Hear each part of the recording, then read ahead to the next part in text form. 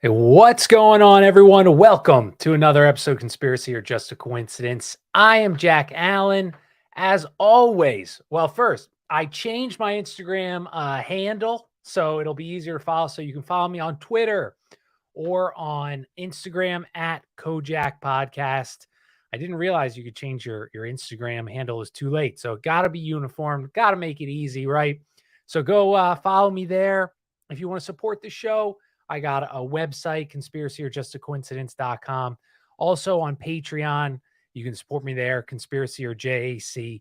And I got a new Patreon subscriber. Thank you so much for doing that. And if you guys do support the show and you like want a shout out or whatever, if you like, maybe you're trying to grow your social media following, not that I have thousands and thousands of followers, but I would be honored. Is the least I can do to put your handle or give you a shout out on the show, but I don't want to, blow people's spots up if it's not what you want. So thank you though for supporting me there.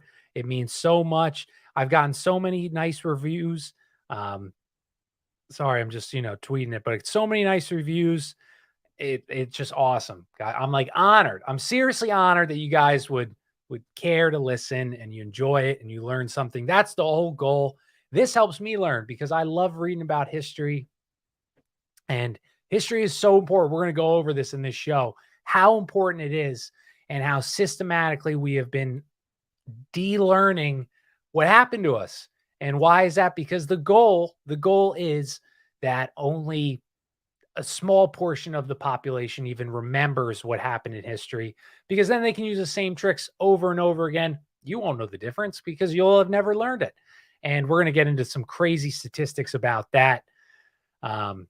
News, Ukraine, Russia. I don't care. I don't care. I feel bad for people. I never want people in war. I don't want to. I couldn't imagine having to leave everything in my house. I feel horrible for the cats and the dogs and the kids. But I know it's a ploy, dude. It's just a ploy. That's what it is. They want to make you scared, and we'll see what happens, right? I think obviously they're not gonna they never let a good emergency go to waste. So I can only imagine this escalating. Also, I saw Juicy Smollett, our French friend who, faked a hate crime. That's always nice. That's good. Helps the population when you fake hate crimes. Makes, as we see over and over again, how many fake hate crimes happen. But yeah, so he got released from prison on bond he's going to argue his case or something. It's just disgusting, right? I mean, that guy was willing to allow whoever to go to jail. If it was the first two white guys that were there, he was willing to send him to prison. I mean, that man is truly disgusting. And you all know that, but it's just infuriating. Like, could you imagine, dude, if you were just walking down the street and you were walking around the same time as him, he ID'd you as the guys that did it, and you'd be sitting in jail. Do you think he would care? He would say, oh man, I just ruined these two people's lives. They lost their job. They're going to lose their house. No, he would have let them go to prison. Like, that is disgusting. Weiss Plato, you're the first one here. And I'm glad you're listening while you work. Hopefully it's not too hard of a job, dude. But I'm glad I can provide some entertainment while you listen. But yeah, so today's episode, I always say this, but if you didn't listen to part one, I recommend go listen to part one. But it's this book called, oh my God, I almost forgot what book it was called, but it was called Rulers of Evil by Tupper Saucy. And if you don't have time to go back and listen, I understand. So my quick overview is, we talked about the Knights Templar and which I love that topic so much, but the Templars, they picked up Gnostic belief set by being in the Middle East and talking to these, probably the not Sumerians, the Phoenicians. They picked up, which in the Phoenician religion, they had Baal and all this stuff like that. And they picked up this Kabbalistic knowledge, which is like gematria, numerology.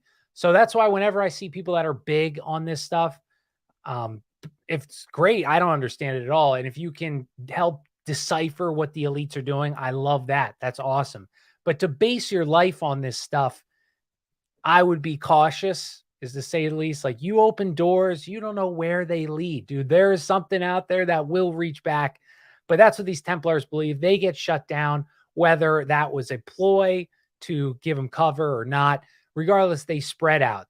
Jacques de Molay, the leader of the Templars, he said, all right, you guys split. We know we're getting ran through here. Take this stuff, spread it. Spread it out. So you went in Germany, Templars went there, and that's where you get the Teutonic Knights, where Hitler and the Nazis got a lot of their esoteric beliefs. The Rosicrucians also in Germany. Then in England and Scotland, you got Freemasons, Scottish Rite Freemasonry. And then in Spain and Portugal, you had what they called the Illuminati in like the 1500s. So this isn't the Illuminati from 1776, but this is, I guess, probably regardless, all of them shared these Gnostic, Kabbalistic beliefs that came from the Templars.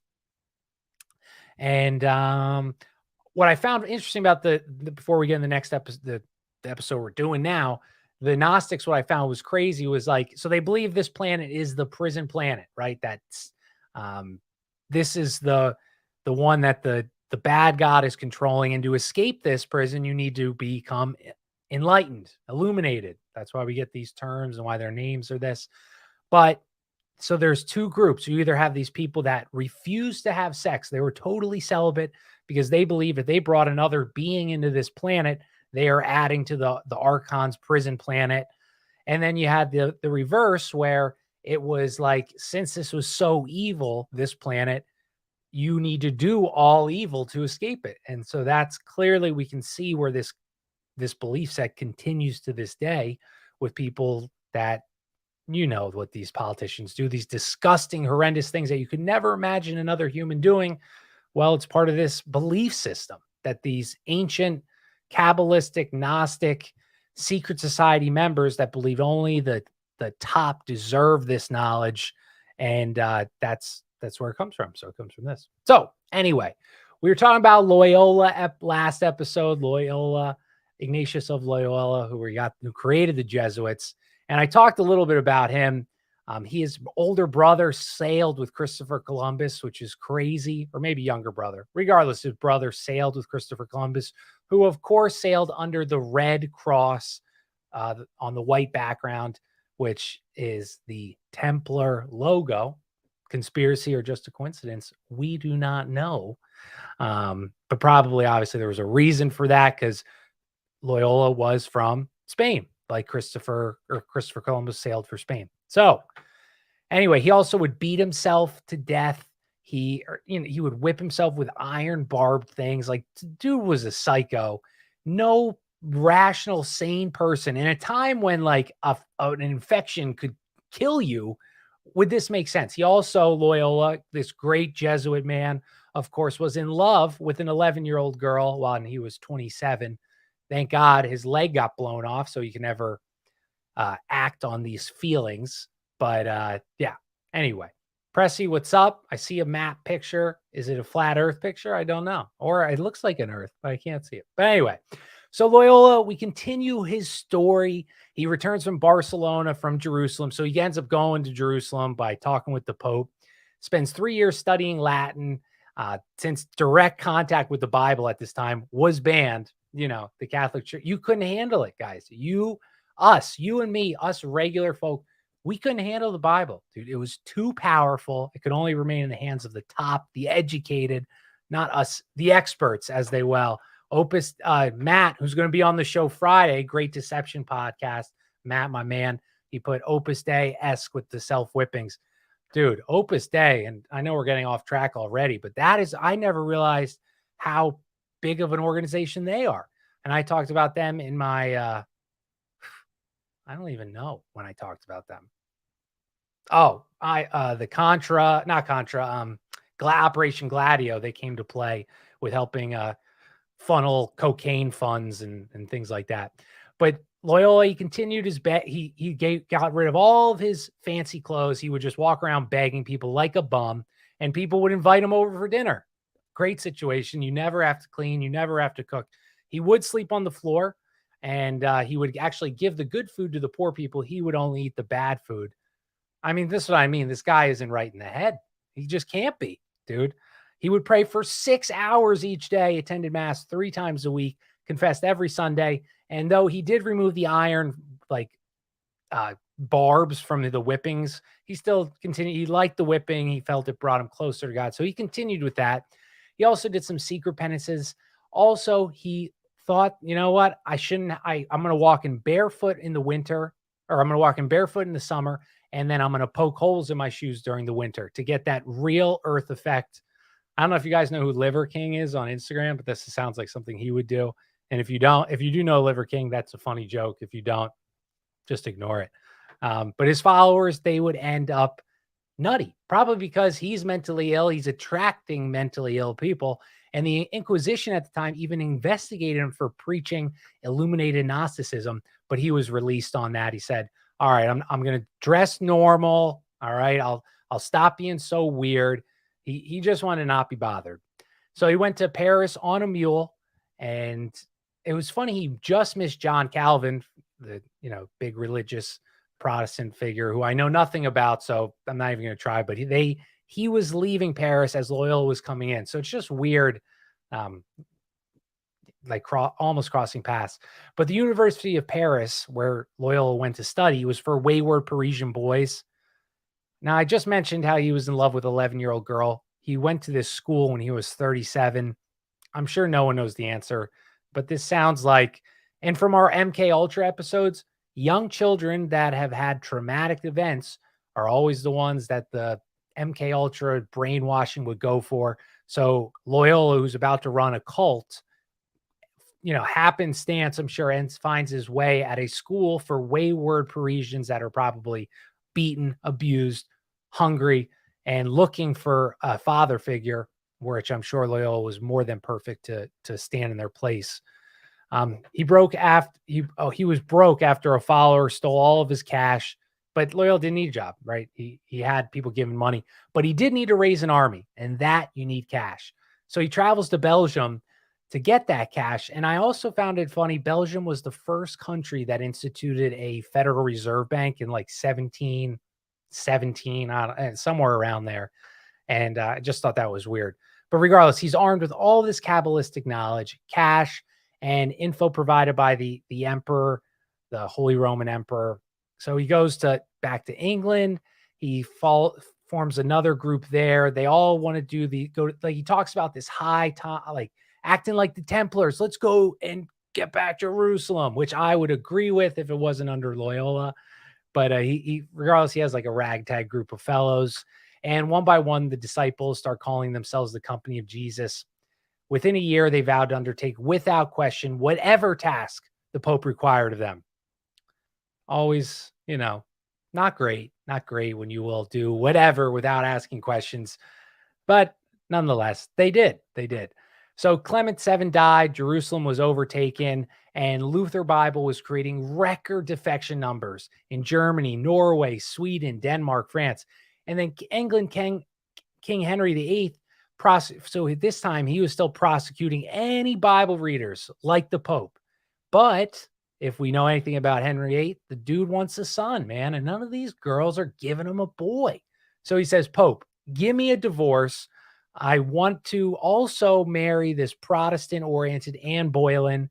And the Pope said nothing. He didn't give him an answer, which might be even worse than a yes or no when people don't give you an answer. And so he said, all of England's gone, Rome. This is mine. And that's when he started, obviously, the Church of England. And I was just at an Episcopal church for my nephew's baptism. Beautiful church. It was in New Jersey, but they're like a woke church. I would never go there. I would never get baptized there. They made you wear a mask in the church. Like there is no mask mandate in New Jersey, but you had to wear a mask in this church. Need I say more? But regardless, Clement was succeeded by this guy, Cardinal Farnese. Now, we kept talking last episode about the Medici family and how powerful they were and how much of a role they played in the popes, in Italy, in the Roman Empire. I mean, this family was so powerful. Every pope was like out of their family. And so regardless, this next cardinal that's being groomed to take the place of Clement, he was educated privately in Lorenzo de' Medici's library, which was some like researchers call the Western epitome of civilization and knowledge. I mean, think of the books the wealthiest family in the 1500s had. Knowledge that has been far lost to time, truth that we will never get a hold of again. And also, I can only imagine how many like Kabbalistic and Gnostic belief books that existed in this library of his. So clearly, this guy is also educated in this weird belief. Also, Cardinal Farnesi's sister was having sexual relations with Pope Alexander. He even had a naked statue of her maid and was put in Paul III's tomb in St. Peter. 2 centuries later, they covered up her boobies because, you can't be having that. Come on. You can't be doing that. But Paul the Third is a major figure in the history of the Jesuits, and it was of the end of the U.S., since it was he who approved Loyola in 1539 to do battle in the Lord's God's service under the banner of the cross. And so Loyola said to the Pope, listen, dude, I'm going to raise an army, no more than 60 people. We're going to have a party. I'm not inviting more than 60 people. Well, he would end up getting way more than 60, but Loyola had 60 people that took this crazy oath with a bloody knife on their chest with the Pope, Loyola, and like another top Jesuit boss. That's their pledge they would take. Seems a little unchristian to have your own blood put it on your heart, swearing fealty and loyalty to a man. But, rules don't matter to so many people. So also, which was in this like constitution, how we'll get to how it came out. But the Jesuits, they would wear no particular outfit. They're in their bylaws, constitution, whatever you want to call it. They would dress in accordance with the environment they found themselves. So that would be great if you wanted to infiltrate anything. They could be doctors, lawyers, authors, merchants, scholars, whatever the world might demand, they could just come in and fill. And they would fill that role gladly and report whatever information they would manipulate in the way they're supposed to, or whatever beliefs they probably have because they're in this secret society group. And chameleons, absolutely, dude. Their head would be superior general, would hold the place of the Lord. Again, I know so little about Christianity. I call myself a Christian, but I could assure you, I'm pretty certain the Bible does not say, identify man to put in place of God and worship him. But nonetheless, the Jesuits believe that. So this superior general would share the power with the Pope, but not be known by the public. And he also got the title of Vicar of Christ. So he's as powerful as the Pope, but invisible, which we're going to see is why that is very beneficial. Papa Nero, or the Black Pope, is what he's called. His followers must have instant obedience, all critical thought suppressed. This is like the first rule of cults, by the way. I feel like the CIA took this advice and just repurposed it. The one quote in their constitution says, what seems to me as white, I will believe black if the hierarchical church defines so. That's a little nerve scary, but okay. And then also when elevated to command,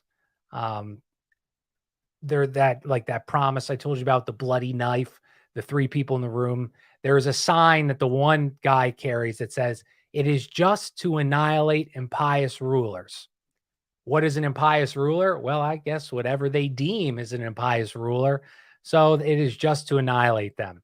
Also, they would hold, they have a black small crucifix. And I told you about the dagger with a bunch more promises. So this also sounds like the Freemason initiation, where you have like a noose around your neck and you swear like your tongue will be ripped out, like these horrible things. What's the point of making these huge promises if you're just being a regular person who's trying to do good in the world? Like, what? You would never have to do that. But that's why it's weird. It makes 0 sense. It can't be a good thing that these people are doing this stuff. Yeah. So the Spirit of Trent. See, I learned so much. I'm so bad in Protestant and Catholic knowledge and stuff like that. But the Protestant term was coined in 1529.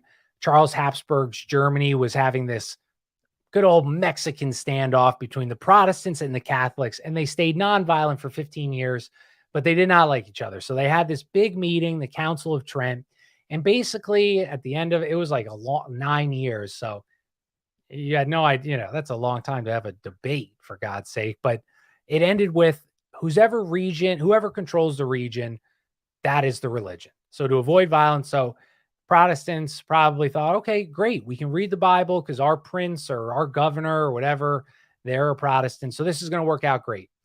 Well, just like democracy, just like everything we experience, if you have a person who's swayable, who maybe isn't, power has gone to their head, they want more power, they want more wealth.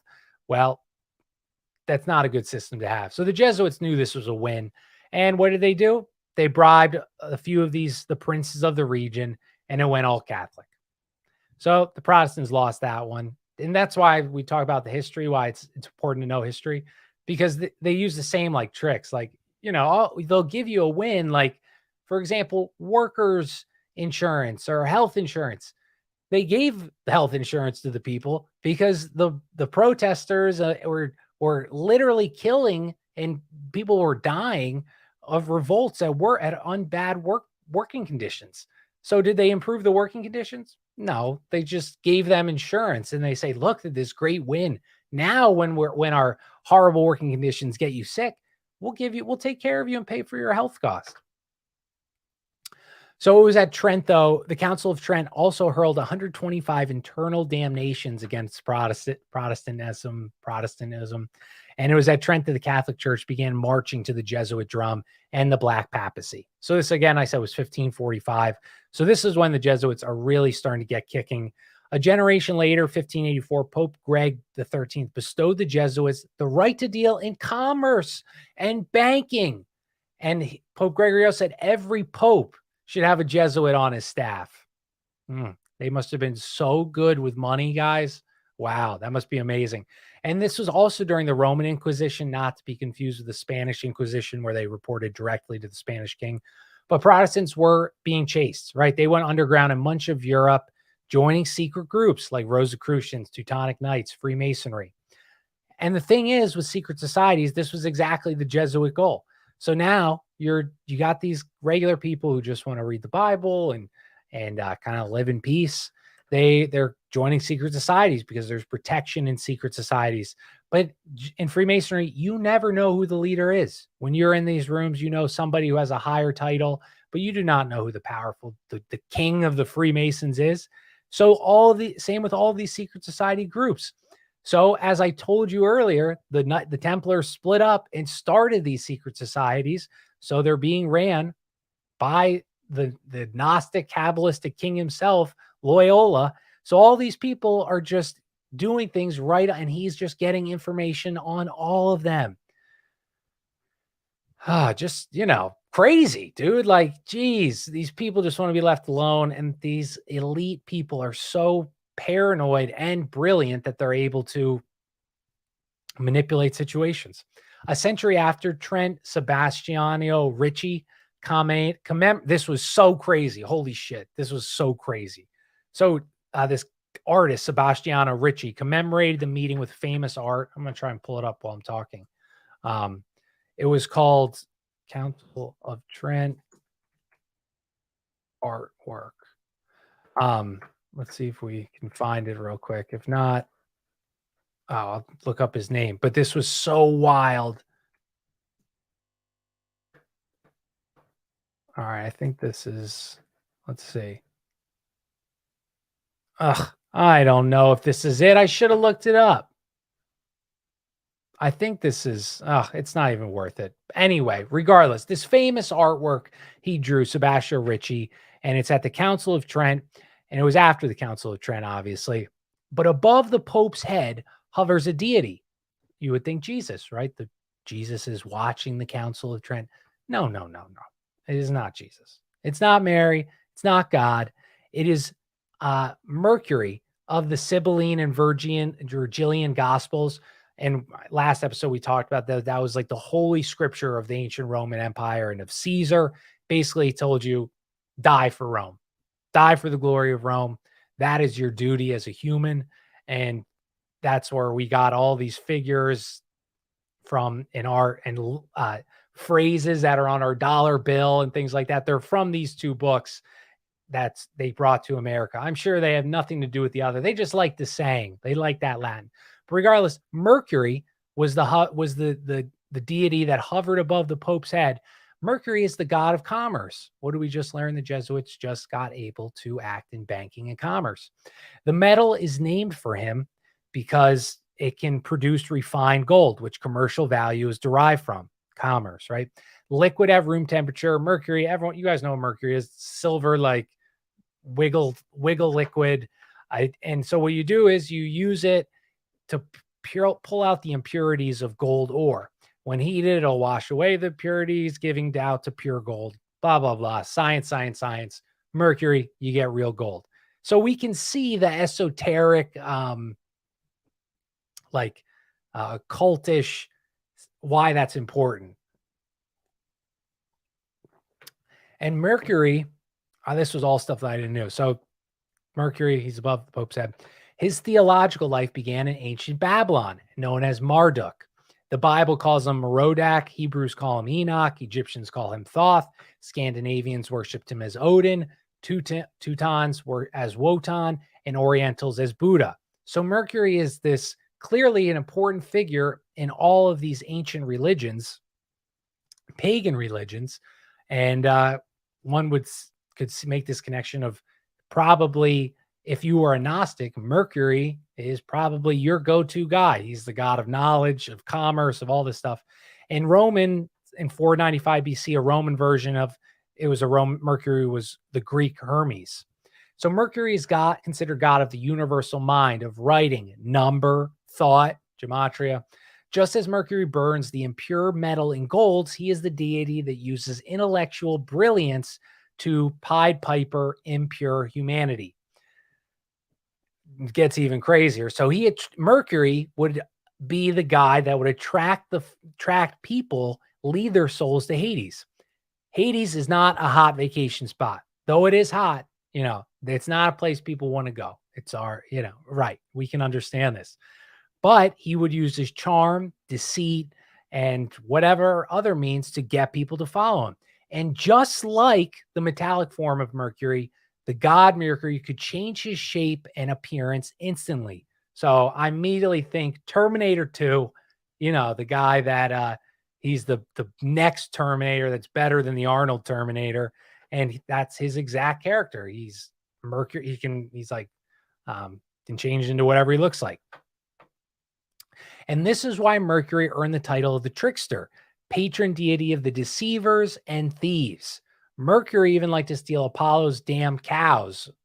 Why that was important. And I guess, cows were important.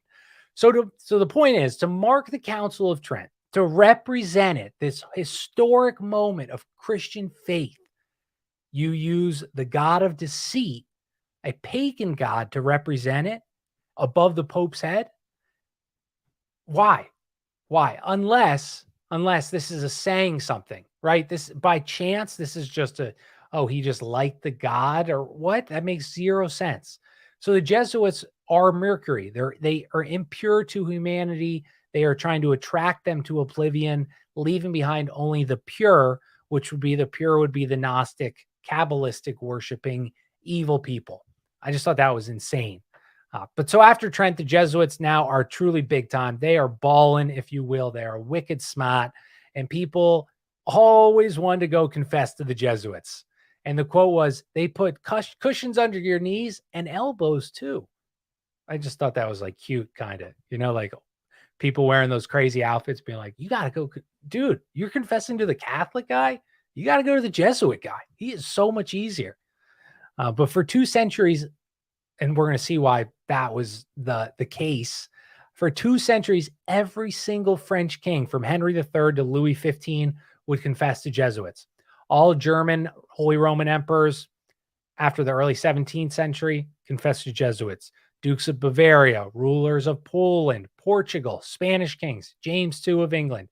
So why is that good? Why is that good for a Jesuit group, for a new secret society to have all powerful kings. So I'm sure all their powerful friends would also confess to the same guy, or at least another Jesuit. Well, you're giving them unfettered access to information that they're not telling anybody else. They're banging their sister. I don't know, whatever they're doing. They're wearing a dress and playing around. They're telling this, they're confessing this to this Jesuit priest. I'm sure they're not going to use that against you. And a group that says they will annihilate all impious rulers, yeah, I'm sure they're just forgetting what the kings are telling them. Also, why this good? Because you don't know who's a Jesuit. So now let's say you're a politician, you join the Jesuits loosely, you have access to your political opponents, everything they do, every dirty thing, every dirt you could imagine. This is only going to be used for blackmail, for whatever you want. I mean, information is power. For example, a Jesuit confessor to the King of France, after many confessions, essentially said, listen, buddy, you're not going to heaven, King. All right. King Louis, whichever king you are, unless you knock out all the Protestant heretics out of France. You are having sex with too many people that aren't your wife. You're drinking too much. This is the only thing that's going to save you. You'll spend eternity in hell if you do not kick all the Protestants, heretics out of France. And the king smashed every Protestant church to the ground, closed schools, took kids from parents, did whatever if you were Protestant. And this set the example of having Jesuit-run schools. And wouldn't you know, Jesuit colleges, they sprang up like wildfire, and they still exist today. And all of which were free. All of them. In a time when this was not a normal thing. They were free schools. So what's the saying that we always say about Facebook or porn or whatever? If the product is free, you're the product. So you're going to these free schools. Is it because they teach the best stuff and all that? No, it's because they are training the next generation of people who they'll identify people with good aptitude, people who are intelligent, people who they can manipulate. And this is like a farm system, like baseball, right? By 1556, 3/4 of membership were dedicated to 46 Jesuit colleges. By 1749, 669 colleges, 176 seminaries, 24 universities. I mean, they were everywhere in Europe. The curriculum of Jesuit colleges, see, this is so powerful, right? So these Jesuit colleges, they're free, they're popping up, they're becoming the gold standard. So what they teach is going to be taught everywhere. And all of these other schools started following Jesuit suit. And they created the curriculum for all of these universities in this time period. Founding fathers of our country went to Jesuit schools.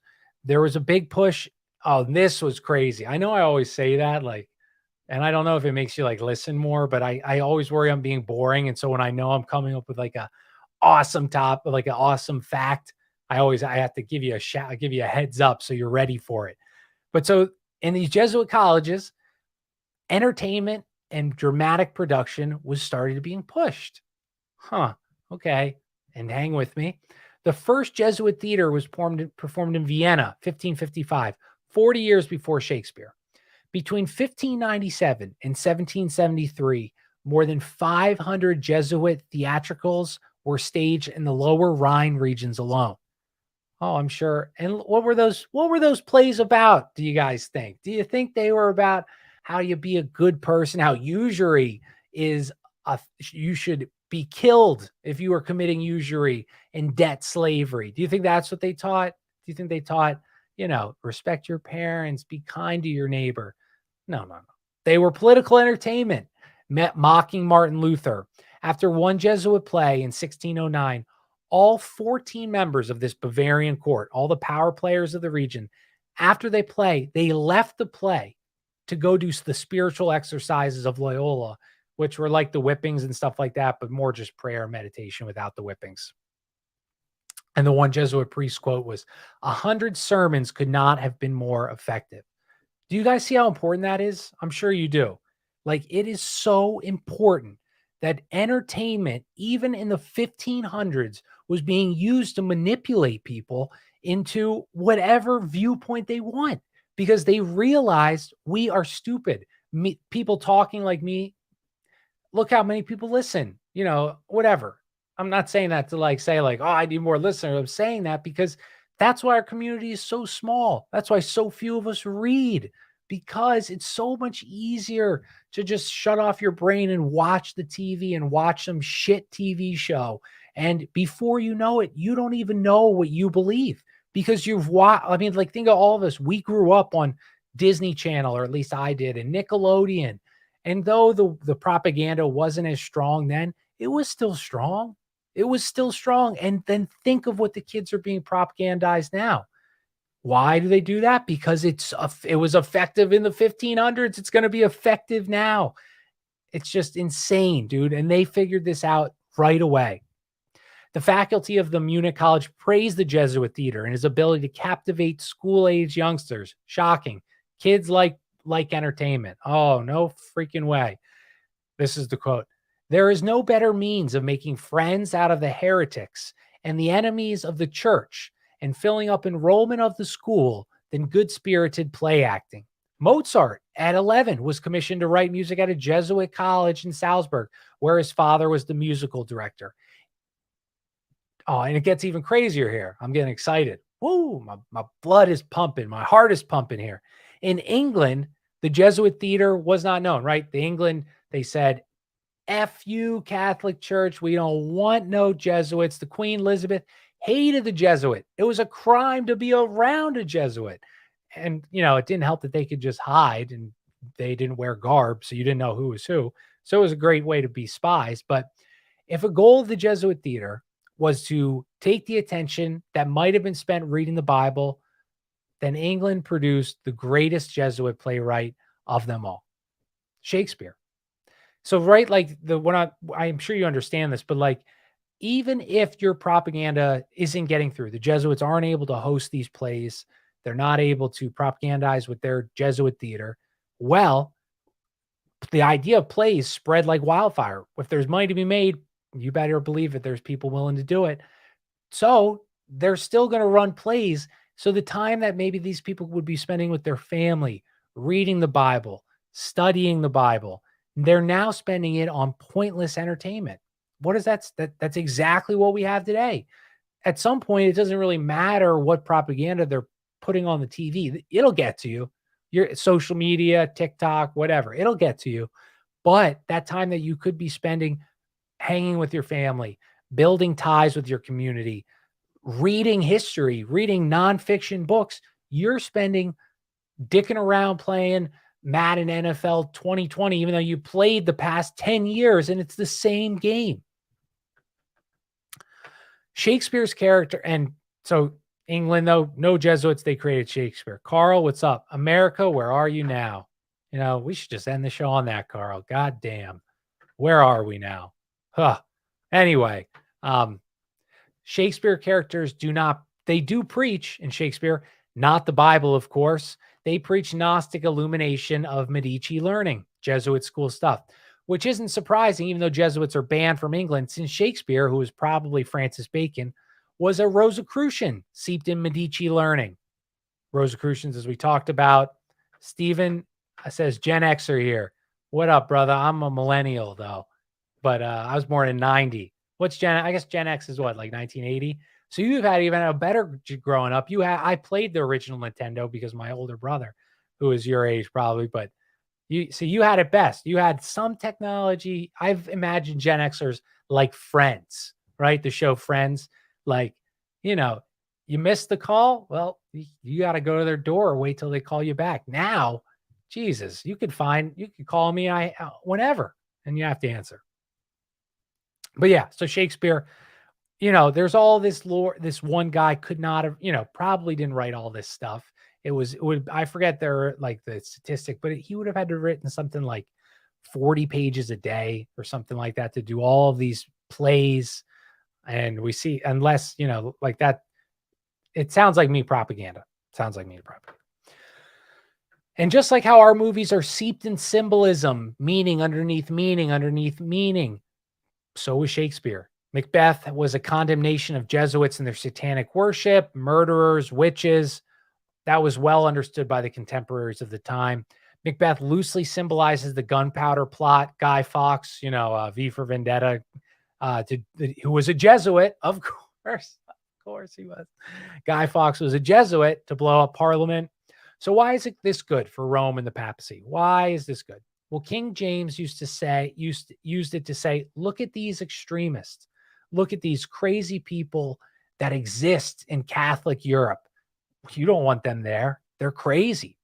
Yes, we have Catholics in England, but they're moderates. They're normal. They're okay. We're going to allow them here. So you're securing the England for loyal Roman Catholics. So theatrics, psyops, all terms that the public would realize today, they were brand new to our ancestors. Pope Gregory the 15th, first Jesuit to become Pope, which I thought was interesting. I know our current Pope, he was a Jesuit as well, who was also tried for war crimes in the dirty war in Argentina when thousands and thousands of children went missing, when families, towns were literally thrown out of airplanes. He pardoned the priests that were responsible to a lot of the murders. Well, it's his buddies. He's got to step up for him. Can't just let him take all the heat. So the first Jesuit Pope canonized Loyola. Canonization, by the way, that's like, I don't know, I guess they make you a saint. I'm not Catholic, but it's nowhere in the Bible. Rather, it's where it is, though, canonization, where that comes from. It actually comes from a pagan tradition. So that's good, called apotheosis. Tomato, whatever. Jesuit priest Anatheus Kircher contributed to Jesuit theater with his invention of the microphone and he was born 1602 to 1680. So this Jesuit priest who created the microphone, he was also the father of camera theory with his magic lantern. So basically he was able to create like a lens it was like the green screen of the time. It could show like a town burning that wasn't really burning. And obviously Thomas Edison, who's the father of movies. His studio is West Orange, New Jersey, where all of his prototypical films were made, called Black Maria, where he filmed it. Like the state studio is called the Black Maria. So if you listen to last episode, one, the Jesuits hold a black cross in their promise ceremony. Two, Loyola, before he decided he was going to do this to create the Jesuits or whatever, he prayed to the Black Madonna. And then he also, and that was who he worshiped, this Black Madonna statue. Then he was talking to Mary, and she told him to do this stuff, supposedly. But then he also, when he was traveling to Jerusalem, he rode on the Negra or something like that. And it was the name of the ship. So could just be a funny story. It's just coincidence, but odd, right? Cowboys, Jesuit invention. And I love the Wild Wild West, man. Like, the only video game I've ever played, Red Dead Redemption 2, it was addicting. And let me tell you, I finished it. I'm horrible at video games, but it was more just like the story. But that must have been so amazing to be alive in that time. But yeah, so Eusebio Kino, his statue is outside the Capitol building. Why? Who knows? He's a Jesuit professor in Bavaria. And in the 1690s, he introduced cattle farming to southern Arizona. He was literally the father of the cattle business. Kino's cowboys, projected through Kircher's magic lantern, indoctrinated America in Jesuit theater and Roman Catholicism theology. And that was a big sentence, but it was kind of saying like it started with the Jesuit priest who made the microphone and the camera, and cowboys films were like how America started the film industry of Hollywood. It was built on this. So it was two Jesuits that created the storyline that created Hollywood, essentially. Does that make sense? Obeying scripture isn't needed in comprehending good versus evil. That's what they taught in these movies. Like, there's right and wrong. You know what's right or wrong. You don't need the Bible to tell you what's right or wrong. If it feels right, it's right. If it feels wrong, it's wrong. What does that sound like to me? Luciferianism, do what thou wilt. It all comes back to this same belief that there is an evil religion or an opposing religion to Christianity. And that's what all of our people practice. That's what they worship. And what have we seen I skipped two things. Catholic Action. I talked about them in my Gladio episode. They were like a propaganda created group to talk about communism and promote globalism. And it was started in 1922 by two Jesuit priests trying to bring Europe under a unified Catholic Church. What does that sound like to you? One world religion, one world government. Like it or hate it, and we'll put you in a jail for being a dissident, and you'll never get out. So that's always nice. Black Pope Vladimir Lidachowski worked with Mustache Man of the 1930s. We know which Mustache Man, the Mustache Man that everyone knows and calls people that name. The Jesuits worked with him. His book that I don't want to say, it says it starts with an M and then it's a K. I'm sure you can figure this out by Mustache Man. Well, who wrote that book that got him so famous? Oh, that's right. It was written by a Jesuit priest, Father Stamfel. And what we have seen in cinema since the 60s, morally repugnant, repulsive detail of violence, corruption, degeneracy, which gradually, we talked about this gradualism before, it opens your mind to accepting this filth. What have we seen? I remember my dad, he'll always tell this story. He saw Psycho when he was, like 18 or something, or maybe I'm making him older than he is now. I don't know. But he said that was earth shattering to watch that murder scene in the shower where you don't even see anything. I think it's just like, and that was earth shattering. What do we have on now? My God, dude, like every show has filth and sex in it and all that. Like, is this needed? I mean, how many of you guys are sitting there, even now, you're maybe with some family, you're watching a movie, and out of nowhere, the main character's banging somebody. Is this needed? Can you just infer this maybe? Like, they shut the door and the bedroom's closed. Why do I need to see this for 30 seconds? What does this relate to the plot? Like, that's why I know there's a greater trend or a greater goal of doing this, because some of these things that happen in movies, they're not needed at all. Game of Thrones, for example, all of this, did Tolkien in Lord of the Rings need to write in sex scenes to make his work enjoyable and able to watch? No, he didn't. So why do they do this? Because it's this gradualistic, overarching plan to bring you away from God and further and further away, that you accept it. You say, okay, this is normal. I've seen this on TV. Death, violence. Well, I've seen this on TV. So if you see it in person, it's less, like pearl clutching. You're immune to it. You've seen it. It doesn't matter. It also promotes Gnostic themes and symbolism, as we all know. It's the Medici library on steroids. That's what the entertainment industry is, and the Jesuits started it. And I talk about this all the time. History helps. This was the crazy statistic. Carl says, we will eventually see real murder and rape and violence soon. Gradualism is taking us there. Dude, I totally agree.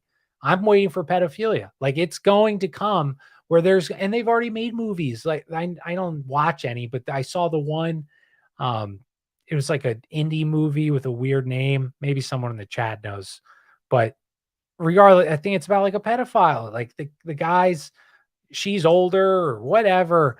And think also, last thing before I get off, because this next statistic's even crazier than the other ones, but I see all the time cannibalism too. Yeah, Carl. I see all the time though, like kids' stories of a young man in school being raped by his female teacher. And you look at the comments, they'll never use the word rape in the article. They'll say he had sex or whatever. And the comments are, oh, didn't have that teacher when I was there. Wish I had that problem. Oh, she's hot. She doesn't need to be. Wow, how lucky for him. Dude, that's disgusting. That's literally disgusting. I don't care if it's a boy. I don't care if it's a girl. It's not effing healthy. But yet this is encouraged due to porn, due to degeneracy. We encourage this stuff. Like the stepsister thing and stepmom thing and all this stuff. Do you think that's a normal thought to have? somebody that's in your like that is being propagandized into all these young kids' brains. That is terrifying. Why? Is it because they ran out of good ideas? They ran out of just regular porn that they could do? No, because gradualism will keep taking you another step further. When you thought you hit the edge, oh, they can't go any crazier than that. Oh, believe me, they will. They will. And they're going to continue. So, moral of the story, don't watch movies. Don't watch porn. All right. Now let's get back to the show.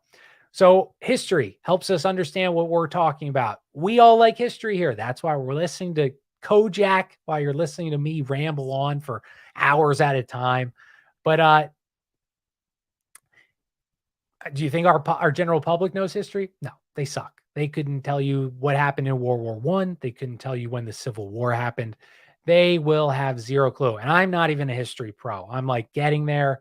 After 3 years of reading, I've learned so much, but there's still so much to learn. There are people that know way more than me. And that's what we should be trying to strive for, learning more, talking to people, listening to people that know this stuff. But regardless, our public is not interested in that. They would much rather be told what to do, what to think. Watch this ball be thrown better than anybody else can throw a goddamn ball. Watch these adults exercise. Great. I love it. I love it. Instead of finding out more about the 7-year war, let's look into watching LeBron James put a ball through a hoop. Crazy. So anyway, why am I bringing up this history thing? Well, I told you, Jesuits had free colleges. They were the first to do this. Curriculum was based off the Jesuit curriculum because they were so popular. They created theater, blah, blah, blah. In 1914 in America, all institutions require courses in English composition. By 1964, 86% required it. By 96, 36% required English composition. 1914 for math, 82% of colleges and universities required it. By 64, 36. By 96, 12%. Natural sciences went down to 34% by 96. Literature, not one of the top-rated 50 colleges in 1996 had a mandated course in literature. Not one. Not one. Yeah, I bet they have a mandated course in diversity training, though, or inclusivity. I'm sure they have that. History, 1914, 90% had it. 64, 50%. By 1996, only one of the top-ranked 50 schools required a history class. That is disgusting. The day is coming when only you guys and myself will know anything that's not on TV or TikTok or Facebook. Historians, and if listening, I'm doing the bunny ear quotes. Historians will be the only ones, and us self-taught, self-learning people will know any history. That day is quickly approaching. And school is a joke. I went to school, and to be super scary with everyone, I was in my last semester to be a nurse while I was using heroin. I didn't study at all.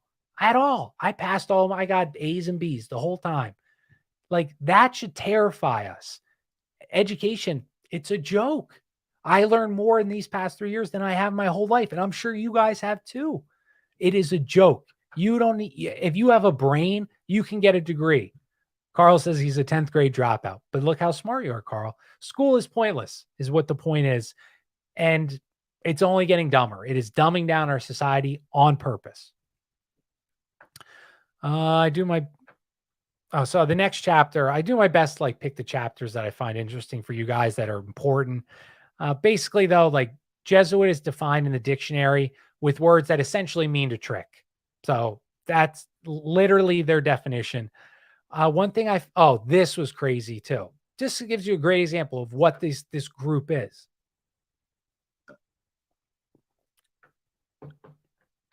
Sorry, I'm super thirsty.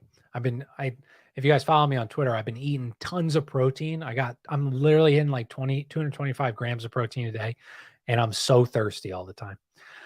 Okay, Father, sorry, I'm just reading the openly. Oh, so these Jesuit priests, I said the word in the dictionary, like they use synonymous with to trick. Mercury, the tricking god, painted over the Council of Trent. Wonder why that is. But so our fake leaders of the day, They write books all the time and they like tell you what they're going to do, but no one reads it. That's why they do it. It's like that. They have to disclose it to you. And because we're all, go my team, no one knows. But the Jesuits are the same exact way. So Father Busenbaum, a Jesuit priest, he was asked about the obligation of eating fish on Fridays. He goes, on Fridays, every good Catholic must eat creatures that live in the water, which is why I order a nice roast duck. He was a professor at a Jesuit college.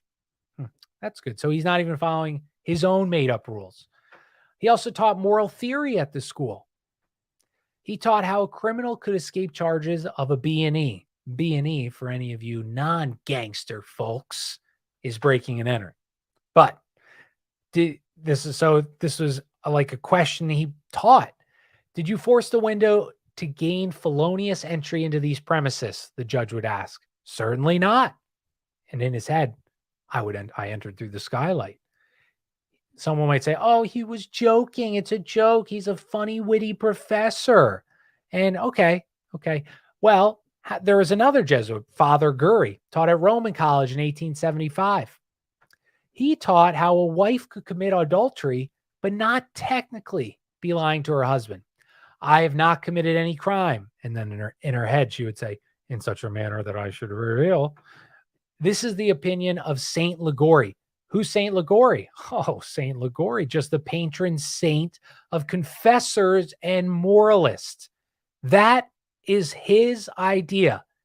Saint Liguori, a canonized whatever, was telling he was the patron saint of confessing and moralist, had the opinion that you can lie and commit these crimes if you share kind of not whole truths, you share half truths. Like it's the inmates are running the asylum, right? Like these are the people that we're supposed to be getting our morals and how to act correctly and get into the kingdom of heaven. And this is what they're telling their followers to do. That's why they didn't want them reading the Bible. How much of our modern day politicians talk in this exact dissimilar, deceitful manner? They call themselves Christians while they have out of wedlock relations, why they commit adultery, why they are pedophiles. You say why they commit usury, bribery, blackmail, all these things. But yet, oh, I'm a good Christian conservative. Now let's go to war in this poor country where they're not selling Standard Oil all of their natural resources. Also, Father Gurry would teach that adultery in the Bible can also mean idolatry, like in the Old Testament. So an adulteress can deny her guilt by declaring that she has not committed adultery because, well, adultery in the Bible means idolatry. And that's, so I was just banging the neighbor. I was not worshiping the neighbor. So no, husband that I love, wife that I love, I did not commit adultery. These are the religious leaders. And obviously we could you could say, well, you're cherry picking. I just gave 3 examples of powerful, a saint, educators, professors, and this is what they taught. And this is called casuistry, by the way. That's the word. It's applying moral principles falsely and deciding the rights and wrongs of a case. And casuistry is used in many ways by these Jesuit priests. Remember I said they were involved in commerce and banking? Well, that's usury. So how do you get around something that's blatantly talked about in the Bible that you should not do? Jesus says, lend, hoping for nothing in gain, and your reward will be great. So how do Jesuit priests get around that?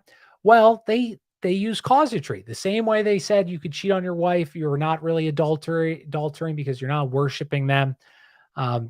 They said that this was, again, Father Gurry.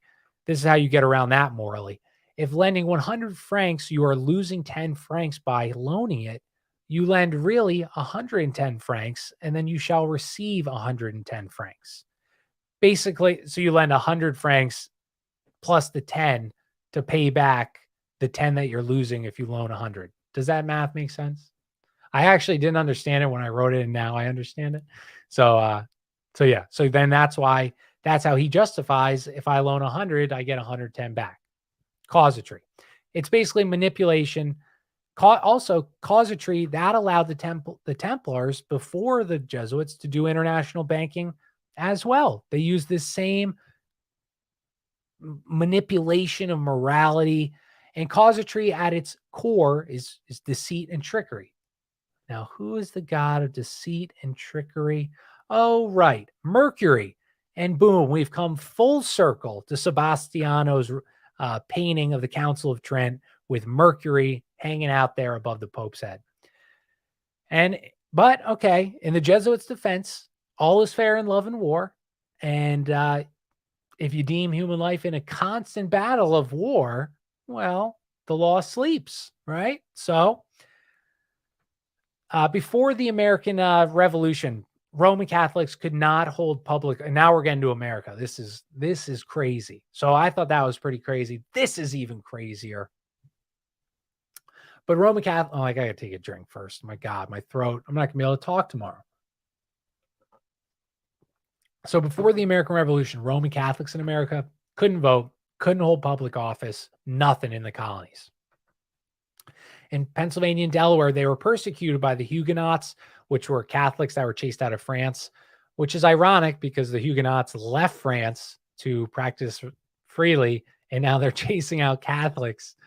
They're doing the same thing that their oppressors did to them. Humans were just like stupid, dude. I don't know. Or on the flip side, why didn't these Catholics go somewhere else or stay in France? But anyway, Roman Catholics' allegiance was to Pontifex Maximus. And if you guys didn't listen to the last episode, that Pontifex Maximus started with Caesar. It was God's chosen person that leads, that like you die for the Pontifex Maximus. When Caesar ended, the Roman Empire ended, the Holy Roman Church, the Pope picked up that title. So the Pope is Pontifex Maximus. And so allowing Roman Catholics into the New World, into the colonies, to them would be like allowing a foreign leader to take over the new colonies because these people have total allegiance to this guy. So if we allow them to hold public office, do they hold allegiance to the people or do they hold allegiance to the Pope? After fighting for independence, we ratified the Constitution, stipulated no religious test shall be required for offices. And in looking hindsight is 2020. Well, was that a great idea? I don't know. That's like a tough question, I guess. I don't know. But anyway, so before ratification in 1787, there was 2.5 million inhabitants. Only 25,000 people were Roman Catholics. This was a Protestant nation, baby. My Presbyterian grandfathers were here holding it down. My ancestor was here like 1740, something like that. Robert. Anyway, so by 1850, the U.S., with continued immigration, changed Roman Catholicism from the smallest denomination by 1850 to the largest denomination. And Lorenzo Ricci, who was superior, I just realized he has the same name as the guy that painted the Mercury thing. But Lorenzo Ricci, he was the superior general of the Jesuits from 1758 to 1775. And he wrote this 13 articles book.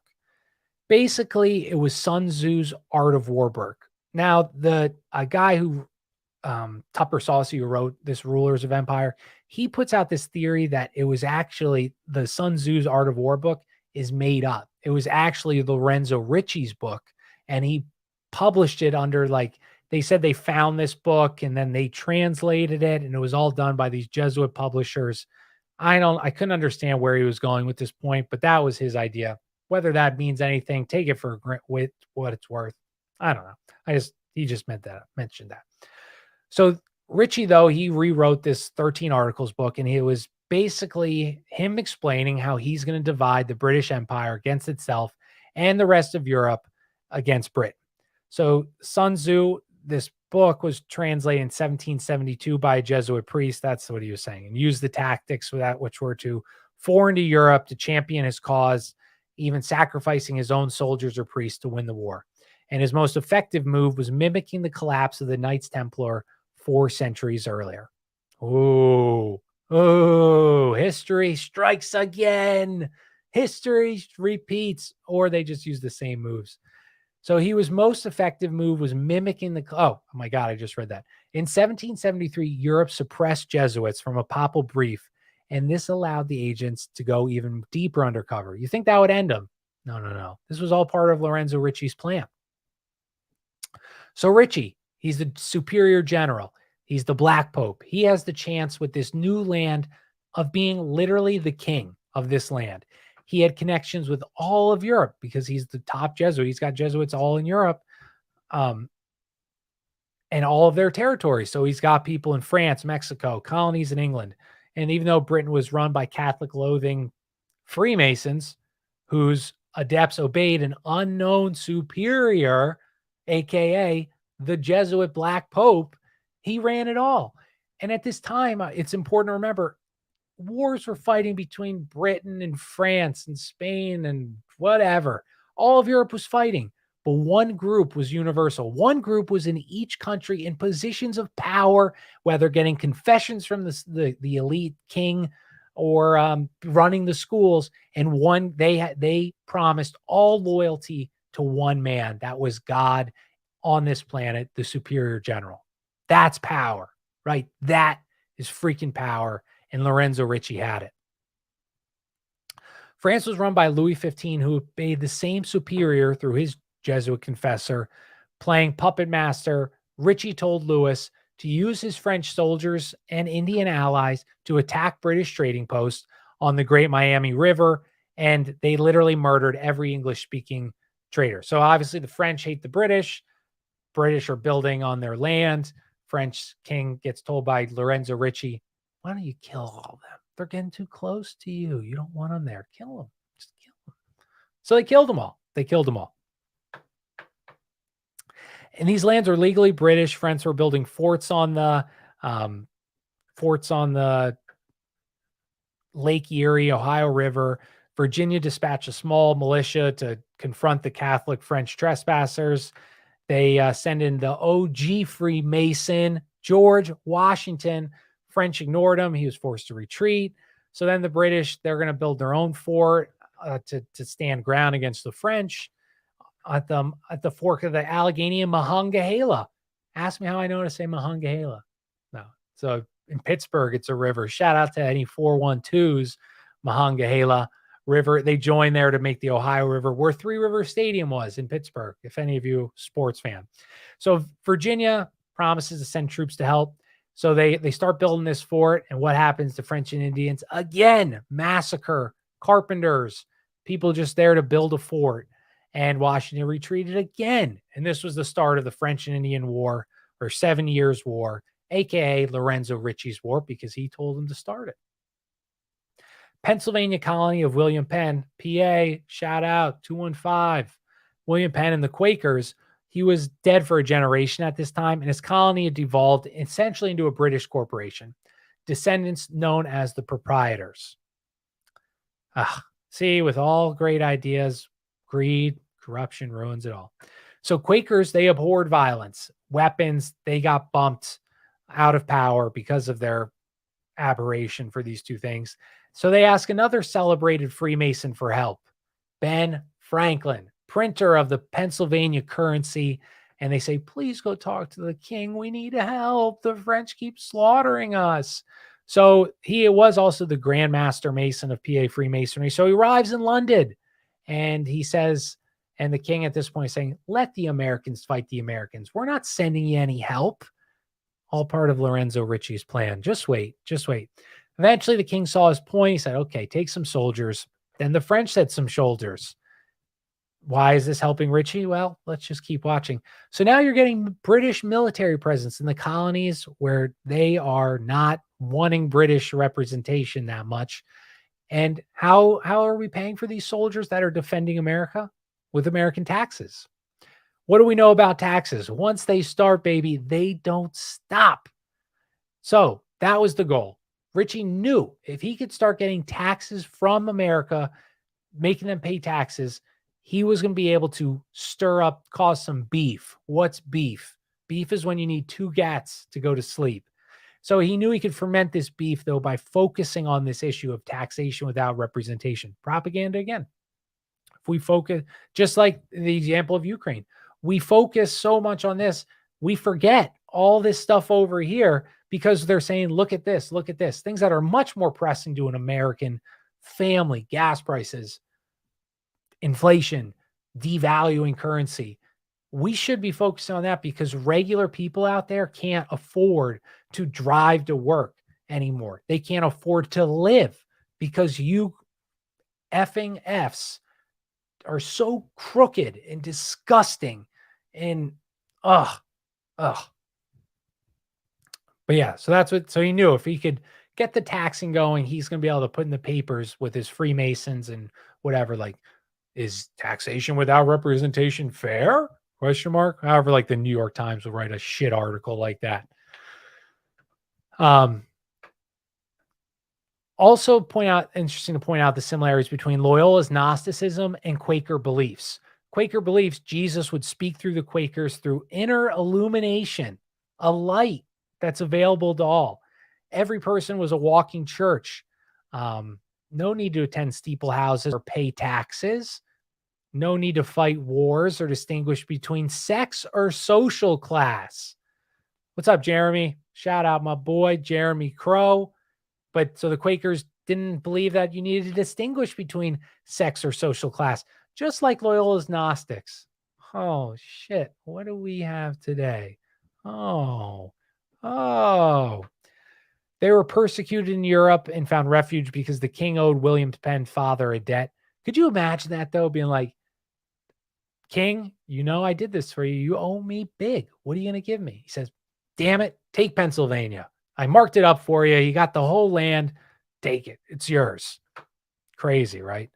But contemporaries said William Penn was a Jesuit in disguise, which is fitting because all the Catholic clergy were in disguise thanks to law prohibiting Roman Catholics from wearing clerical garb. I'm sure that law did exactly what they wanted them to do. They said, no more wearing your clerical garb. That'll stop them. That won't make them harder to identify. So basically, this law was written for the Jesuits. And you guys can understand that now. Hindsight's 2020. Maybe at the time they thought that was a good idea, but it clearly wasn't. So now they were just able to work covertly. In 18th century London was teeming with disguised Jesuit missioners working at schools, being your doctor, being your horse-drawn carriage driver, whatever, working in the newspaper, helping change and manipulate public opinion. And last episode, I talk about Machiavelli and Cardinal Wolsey. If you guys didn't listen, they were these two guys that were with the Pope. The Bible's being read. Pope's angry. They realize they can't just murder everybody that reads the Bible. So what they need to do, Machiavelli and Wolsey, is they need to create other disinformation. So they called it learning against learning. And Wolsey, if you remember, if you don't, he created the University Christ Church at Oxford. So this guy who's big into misinformation created a university that still exists today. William Penn was educated at Christ Church, where Wolsey started the college.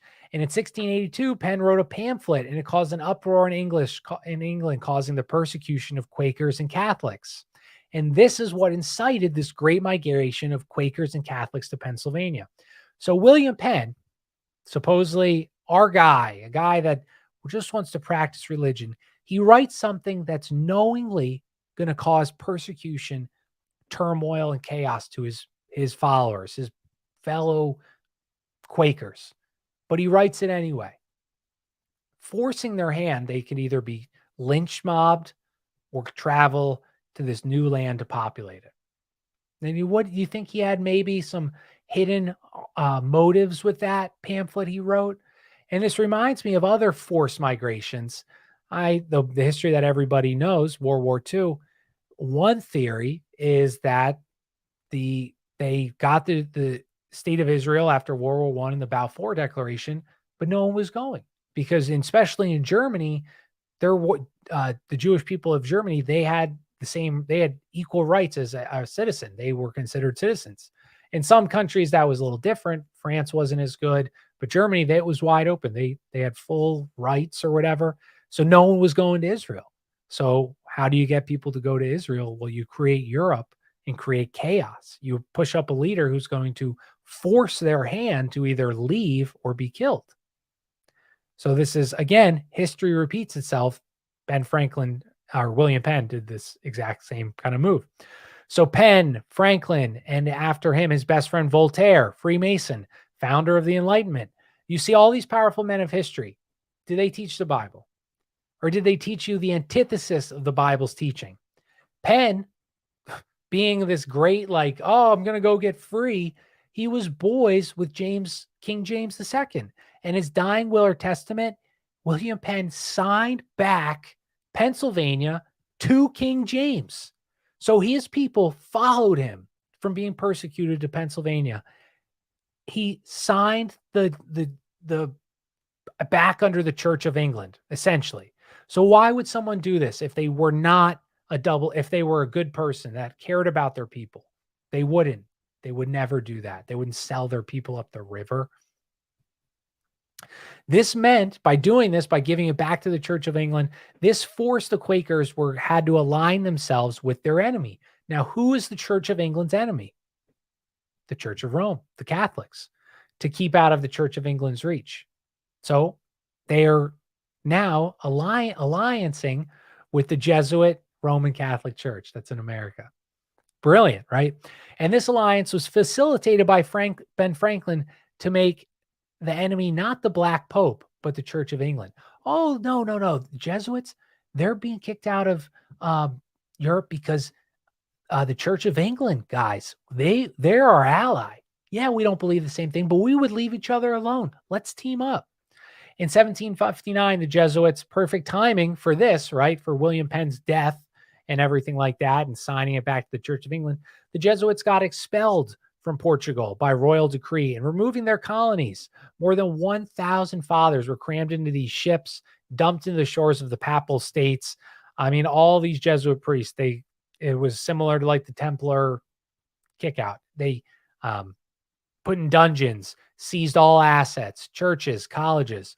This was huge. So this French Jesuit, he took out this huge loan. Being so powerful, he didn't pay it back to the French king. So what did he do? He asked Lorenzo Ricci, the superior general who has unlimited funds. He says, please help me. They are coming after me. I did a bad business deal. Please, can you help? I am your faithful disciple. Could you help me out, Lorenzo? He says, no, I'm not going to help you out. I want you to get in trouble. And so that he did. And so he gets taken to court, and the Jesuit priest, probably not Ritchie's plan here, he brings out the Jesuit Constitution to show that he can't be held liable for all this money he took out as a loan. And this is literally how all of the Jesuit Constitution came into play from this court case. It was never revealed prior. This is how we know they hold a bloodied knife, your blood to your heart, while with three people holding a black crucifix, and while saying to annihilate all impious leaders in Latin. That's how we know all this stuff. That's how we know that they promised they would rip their heart out and blah, blah, blah. If they and how they are listening to the superior general as if he is God on earth. Terrifying, right? When people are that motivated, and that's a cult. That's a CIA cult before the CIA. And Voltaire, another great, whatever. He slammed the Jesuits in plays for blasphemy, heresy, murder, usury, sorcery, everything. So that's good, right? He's making it known. Well, the same way that it's a good thing when Will Rogers lampooned New Deal politicians. He was like a comedian. Or the same way that it was good that Trump continually got hammered in the press. All press is good press. It's a trick. Like in the Trump example, him getting lambasted creates a dichotomy. So now we're fighting with somebody else. It's the classic thesis, antithesis, synthesis. So you have thesis, antithesis. You have people control the same group controlling both sides. You smash them together, and the result, the synthesis, will be where you want it to go. So Voltaire's doing this, like, it's like slamming how the press slammed the Jesuit or slammed Trump. People that now say, well, wait a second, I don't like Voltaire. Wait a second, I don't trust this paper. Maybe he's wrong. Maybe he's lying. He just doesn't like them. See, it's all a trick, dude. They play on us because we are trusting and honest people. Ugh, it's just sad. It's just sad. Let me see where we're at here. We're getting there. Okay, great. And Louis was a Jesuit confessor and supporter. So why would he sign this deal to kick them out, right? The French King Louis, he loved the Jesuits. He confessed the Jesuits, blah, blah, blah. Some say he was in debt and he needed Parliament support who did not like the Jesuits. Tupper, the guy who wrote this book, says Ritchie asked Louis to sign the deal and kick him out. Why? And again, it's the same tactic. It allowed the once easily identifiable Jesuit priest to disappear into the public or other clergy. You don't know who's who. Charles III of Spain followed suit.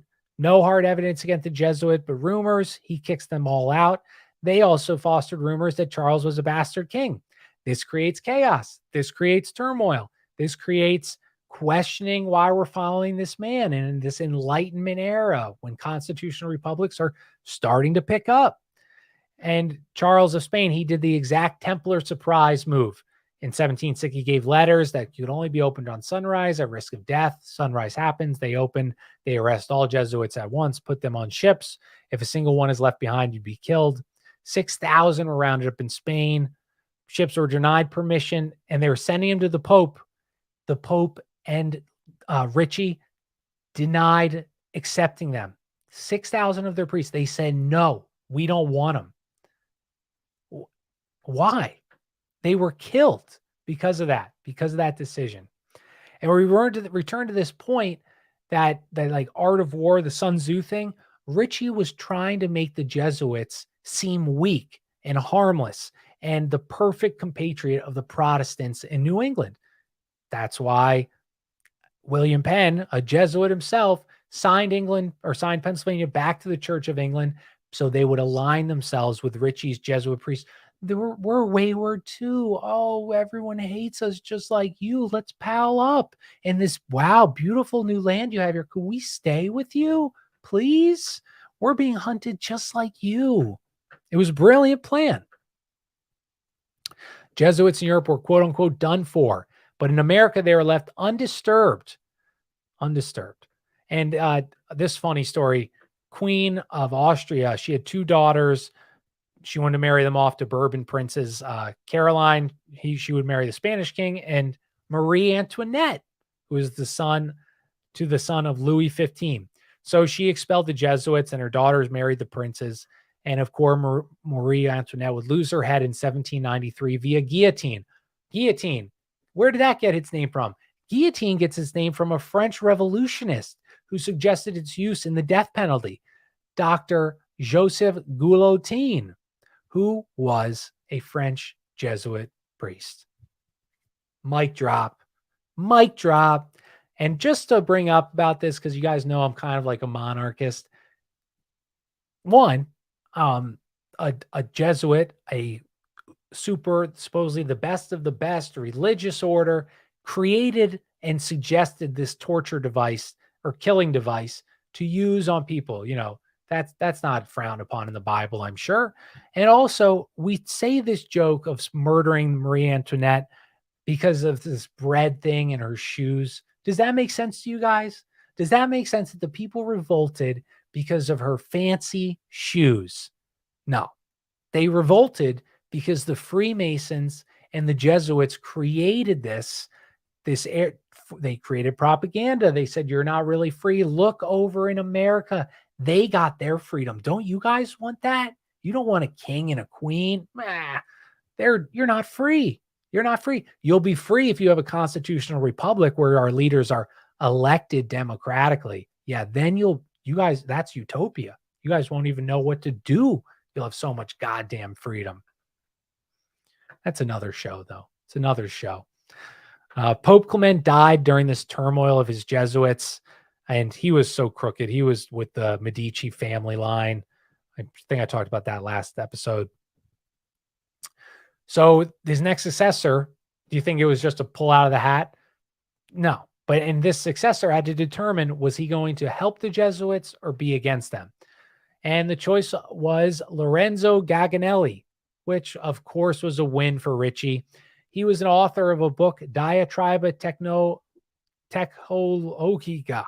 I don't know what word, Diatriba Technologica in 1743. Who did he write that book for? He dedicated for Ignatius of Loyola. Oh, so weird that happened, that he became the Pope then. And then he also helped this Lorenzo Gaganelli to become the Pope because Richie literally sponsored his nomination for Cardinal. Regardless, I'm sure he just thought he would be a wonderful Pope. Clement helped bring the prestige of the papacy to the lowest levels in centuries. He tried to make peace with all the royalty of Europe, feigning weakness, feigning helplessness. Even it meant bringing down the whole thing. And why? Because again, Sun Tzu's Art of War, appear weak, so your enemy will not count you as an enemy. And that's what they do. They all appeared weak to only use that power against them. Let's see. We'll do one more chapter if you guys are enjoying. I got 10 people here.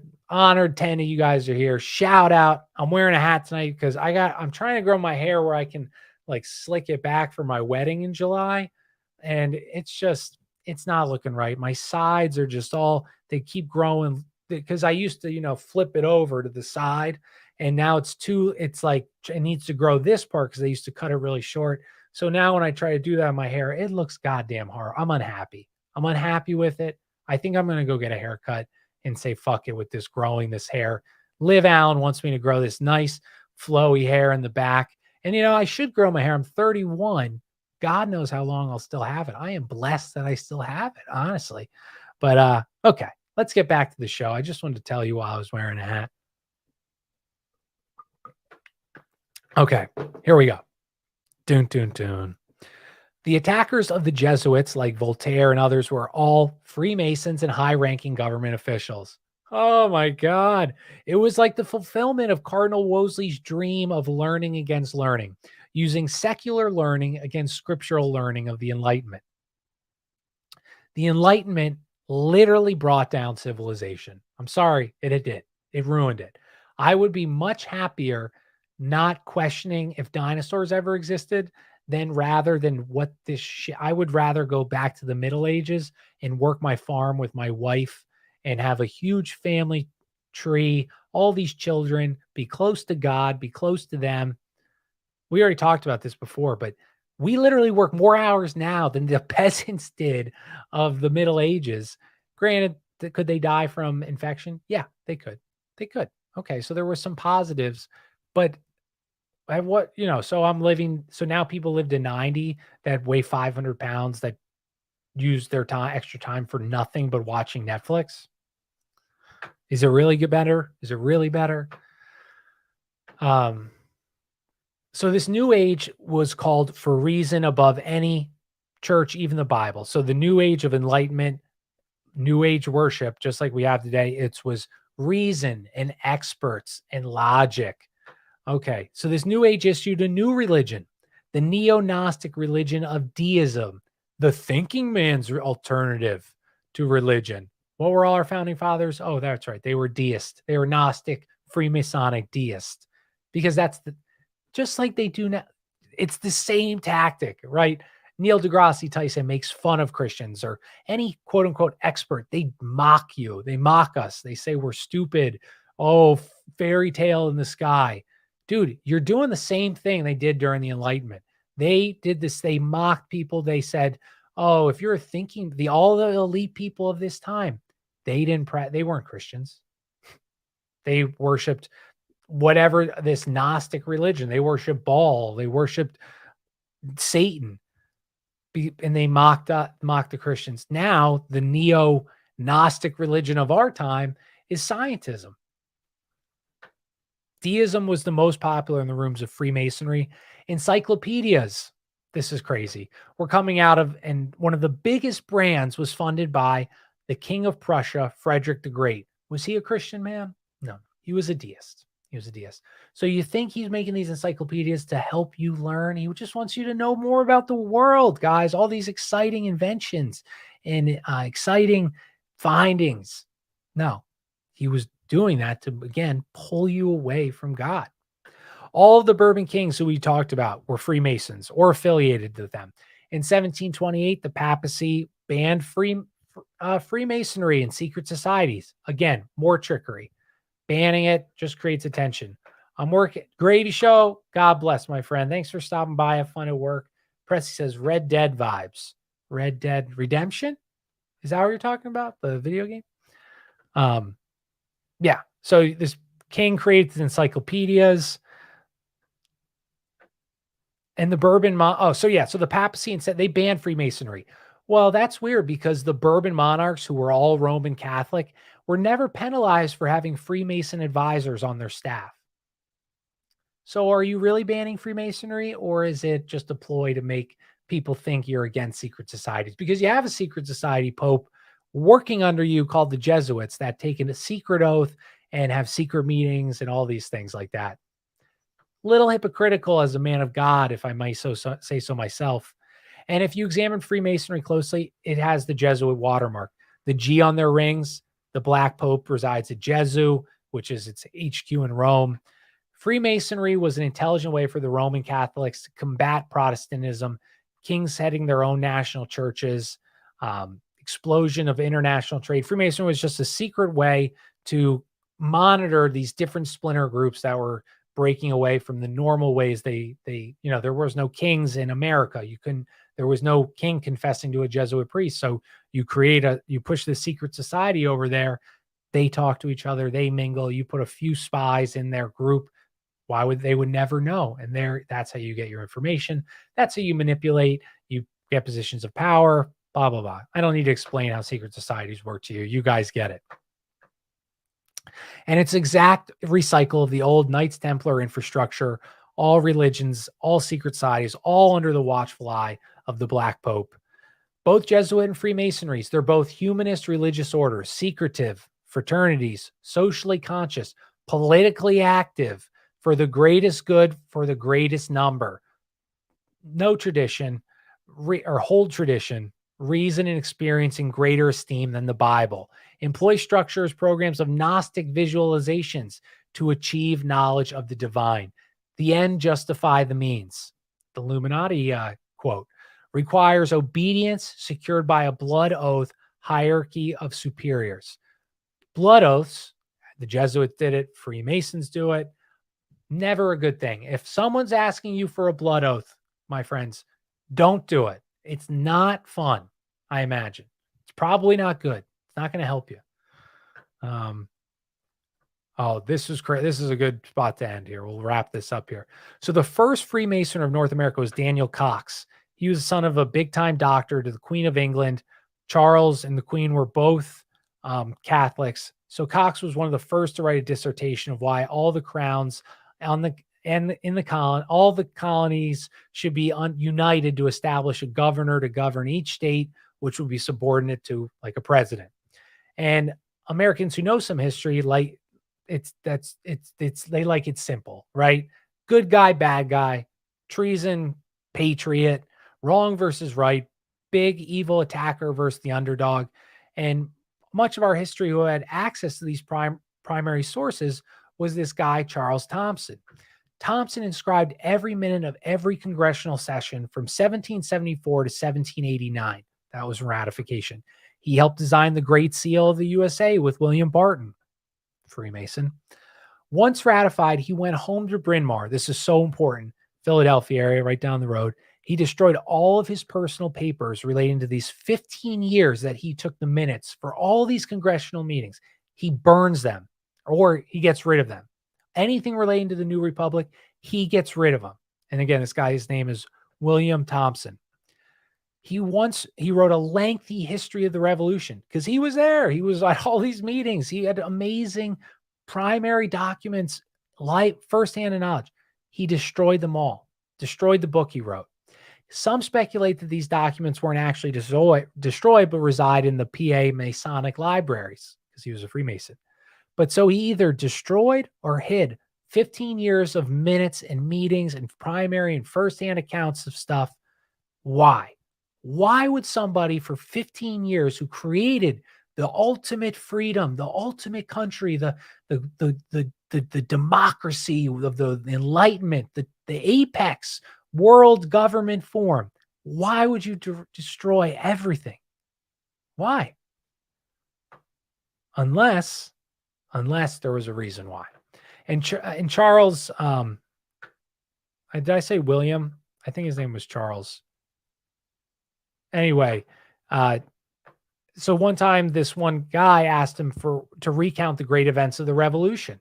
And Thompson said, "No, I ought not, for I should contradict all the histories of great events of the revolutions and shew by my account of men, motives, and measures, that we are not wholly indebted to the agency of Providence for its successful issues.